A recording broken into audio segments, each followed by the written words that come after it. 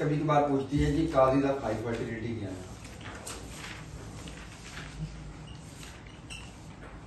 अब काजेज हैं हमारी हाई फर्टिलिटी की, नंबर 1 काज है infant mortality.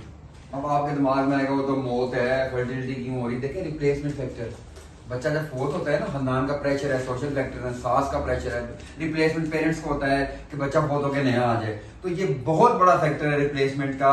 Peer pressure, family pressure, आपका सोशल प्रेशर रिप्लेसमेंट के लिए हाई फर्टिलिटी की काज है। दूसरा lack of awareness, lack of education, family planning services use नहीं हो रही, लोगों को यूज करने का पता ही नहीं है, सेंटर पे प्रॉपर काउंसलिंग नहीं है, जो डॉक्टर या lady health worker family planning की सर्विसेज प्रोवाइड करे खुद ही ट्रेंड नहीं है, तो हाथ सर्विसेज प्रोवाइड करेगी। तो ये मेजर काजेज हैं हाई उसकी। और दूसरे नंबर पे कभी कभार जो है हम जो है देखें इस्लाम ने कभी मना नहीं किया, पॉपुलेशन कंट्रोल कर सकते हैं। कुछ इस तरह के फैक्टर्स भी आते हैं। कुछ है कि हम कम्युनिटी को पार्टिसिपेट ही नहीं करवाते। देखिए कम्युनिटी की गलती नहीं है, लोग मासूम हैं, आप उनको गाइड करेंगे बिग डॉक्टर, आप उनको एजुकेट करेंगे, तो ये काजेज हैं। अब इस चैप्टर में एक और चीज है कि बेसिक डेमोग्राफिक इक्वेशन क्या है।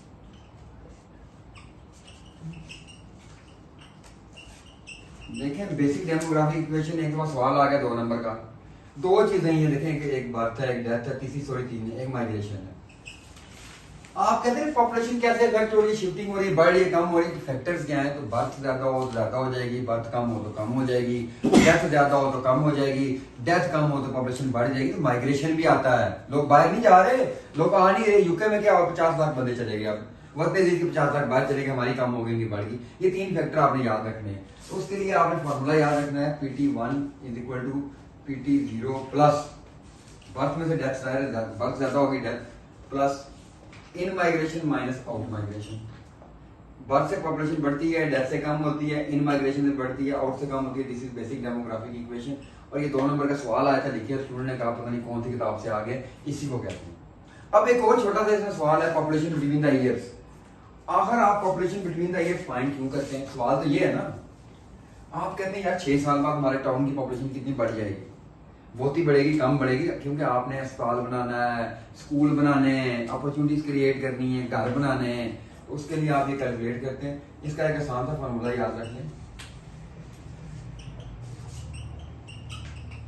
देखिए इसके लिए PT1 जो है आपकी फ्यूचर पॉपुलेशन, PT0 जो आपकी करंट पॉपुलेशन है, multiply by 1 plus growth rate multiply by number of years.